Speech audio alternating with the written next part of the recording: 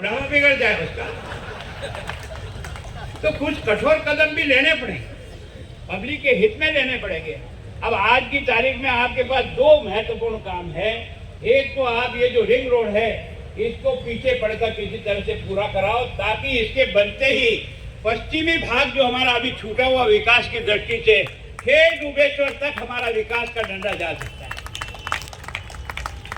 और जो अवधेशानंद जी थे ना, पुण्य आत्माएं कैसे प्रभाव करती है ये उसमें से निकलता है। उनका जब चातुर्मास हुआ ना वहां, तो हमें उस समय समझ में नहीं आया, और उस तपस्वी आदमी के चरण पड़ने से वहां 20,000 करोड़ रुपए का इन्वेस्टमेंट आर्मी का आया है। 20,000 करोड़ रुपया। मैं सोचता हूँ जिस तरह से यहाँ आर्मी का सेंटर बन रहा है, कोई तो विकास तो उसके जाएगा, क्योंकि हमारी ये सड़क निकलेगी नाई के पीछे होकर के, बूजड़ा के पीछे होकर के, मदार के पास होते हुए खेत कविता में जाकर के वापस उधर से जो पिटवाड़ा से रोड आ रही है उसको टच करेगी, इधर से अहमदाबाद की रोड टच करेगी। देखो आपको टूरिस्ट बढ़ेगा कि नहीं बढ़ेगा। और अपनी अधिकांश जो बड़ी होटलें हैं वो सब पश्चिम की तरफ है। उनमें जाने वाला आदमी अगर यहाँ सूरजपोल और हाथीपोल में फंस जाएगा, क्या जाएगा वहां? अगर उसको आधा घंटे यहाँ लग जाता, वो आता तो प्लेन से अमेरिका से, और यहाँ आके सूरजपोल में अटक जाए तो कैसे विकास हो? मैं सोचता हूँ कुछ कठोर कदम लेने का भी मन होना चाहिए। कोई फर्क नहीं पड़ता, अगर जनता नहीं चाहिए घर आ जाएंगे, क्या फर्क पड़ेगा? कोई ठेकेदारी तो है नहीं अपनी, क्या अपनी बापोती जगह है तो अपन ही वहां बने लेंगे। अगर हमारा शहर उठेगा, शहर की जनता को 2 रोटी मिलेगी, वही हमारा काम है जो हमें जनता के बीच करना चाहिए। मैं सोचता हूँ ये जो फ्लावर वैली है, ये फ्लावर वैली, मैं अपने गांव गया और वहां से एक दिन मोटरसाइकिल से लौट रहा था, तो मैंने देखा यार वो तो बोतले की जगह पड़ी है पूरा का पूरा, क्योंकि नीचे अपन ने रोड निकाल दी और वो जो अपन ने टनल से पार कर दी, तो ऊपर की पड़ी हुई जगह बेकार हो गई। बेकार जगह किन के लिए होती है? मैं गया, मैं जाते आते यार मैंने कहा यार फॉरेस्ट वालों, यार ये क्या कर रहे हो, इसको रोको यार, तुम्हारी जमीन है, दोनों तरफ गेट लगा, बंद करो इसे, और बंद करके इसको डेवलपमेंट करने करो। तो एक योजना हमको दिल्ली से ध्यान में आ गई कि भाई उनके यहाँ कोई फ्लावर वैली का पैसा है पड़ा हुआ। वो मेरे पास ही सेक्रेटरी थे, मैंने कहा देखो ना, उन्होंने स्वीकृत कराया 1,62,00,000 रुपया। आज की तारीख में कुछ लोगों ने आलोचना की, क्या नहीं है? अब आप जाकर अपनी आंख से देखना कि एक पहले चीरवा का घाटा कैसा था और आज चीरवा का घाटा कैसा है, पता लगेगा होगा, है ना। आज वहाँ जो हमने जिपलाइन लगाई है, जो बाकी किया है, उससे इतनी आमदनी होती है कि हमने कोरोना में भी वहाँ काम करने वाले 40 लोगों को पूरी तनख्वाह दी है। तो मैं सोचता हूँ 2 पैसे कमाओ, 2 पैसे खर्च करो। मैं इस बारे में बराबर आपसे कहता, घबराओ मत। कॉमन जनता के लिए तकलीफ होती है, एक दिन फ्री, संडे चाहो तो संडे, सैटरडे चाहो तो सैटरडे, कोई दिक्कत नहीं। आज गरीब का बच्चा भी तो इन स्थानों पे आना चाहिए। अगर वो नहीं आता तो आपका मेरा विकास का क्या फायदा है, अगर वो बच्चा वहां रुक जाए तो मैं सोचता हूँ हमारा सोच बदलना पड़ेगा। बाकी प्रकृति ने हमको बहुत कुछ दिया है, हमारे पुरखों ने बहुत कुछ दिया है।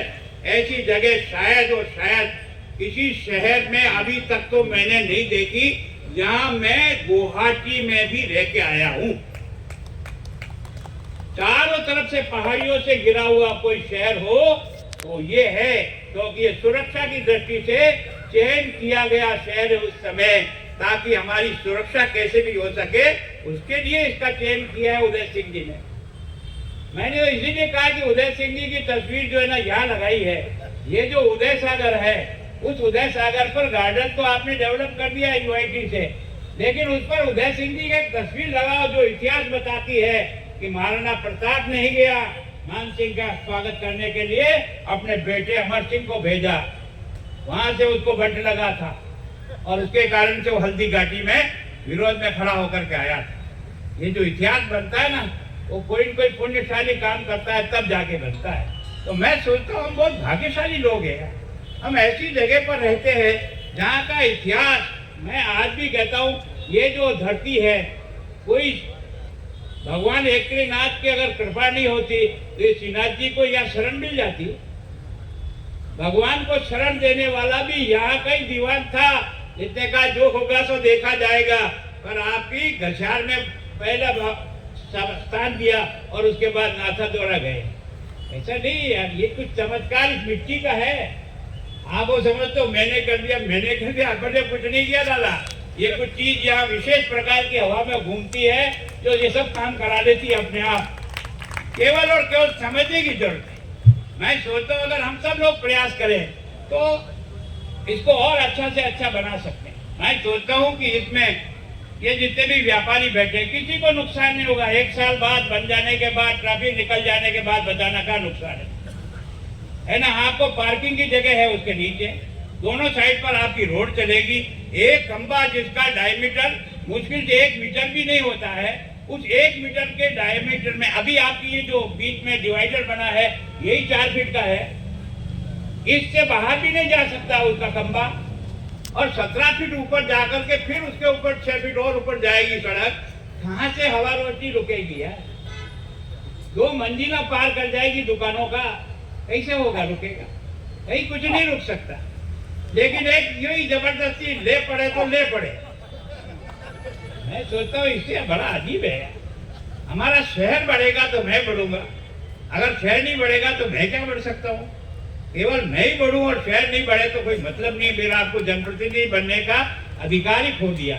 अगर ये विचार करते तो वो होगा सो हो जाएगा। मैं सोचता हूँ कि हमारे यहाँ बहुत गुंजाइश है, जितना चाहो उतना करो। और मैं तो राहुल जी से बार बार ही कहता हूँ, इस 10 किलोमीटर की पहाड़ियों का चयन करके इन फॉरेस्ट वालों को लगाओ कि पैसा हम देंगे, टंकी का पैसा भी देंगे, पानी भी पहुंचाएंगे, पेड़ लगा दो। तब जाकर के शहर वास्तव में आकर्षण का केंद्र बनेगा। आदमी वहां से घुसेगा ना, वहां से ये जो पहाड़ियां देखेगा समझेगा कि हाँ यार तो शहर है। अगर बाकी शहरों से हमारा टेम्परेचर 5 डिग्री नीचे नहीं रहे तो फिर हमने काम भी क्या किया? अगर हम वास्तव में कुछ करना चाहते हैं, ये गोगुंदा इतना बड़ा हिल स्टेशन है, अगर इसको कोई डेवलप करे ना तो आबू के बाद सबसे ज्यादा टूरिस्ट का पॉइंट कोई बन सकता है तो कुशलगढ़ और गोगुंदा बन सकता है। प्रयास तो करना पड़ेगा। और मैं सोचता हूँ कि ये जो मेवाड़ का आपने मेवाड़ कॉम्प्लेक्स बनाने का भैरव सिंह जी से हमने कहा, तो भैरव सिंह जी ने कहा यार बात तो सही है तेरी यार, वास्तव में महाराणा प्रताप का तो कोई नाम तो दिखता ही नहीं है, कहीं स्टेचू तो दिखती ही नहीं है, बातें भाषण में करते हैं। तब जाकर के ये मेवाड़ कॉम्प्लेक्स का पहला प्रस्ताव 78 में बनकर आया और अभी 100 करोड़ रुपया दिया है सरकार ने इन सारे स्थानों को विकसित करने की दृष्टि से। मैं सोचता हूँ अकेला जैसमंद अगर किसी का दिमाग लगे ना तो 1000 करोड़ रुपया साल का कमा करके जैसमंद दे सकता है। अगर हमारा टूरिस्ट का दिल दिमाग हो तो यार इतनी बड़ी झील कहाँ हो सकती है यार? ये 200 मीटर की पाल में एशिया की सबसे बड़ी मानव निर्मित झील है मीठे पानी की, और पता नहीं हम लोग कुछ कर ही नहीं पाते। तो वास्तव में हमने अभी तक इसका बराबर उपयोग किया नहीं।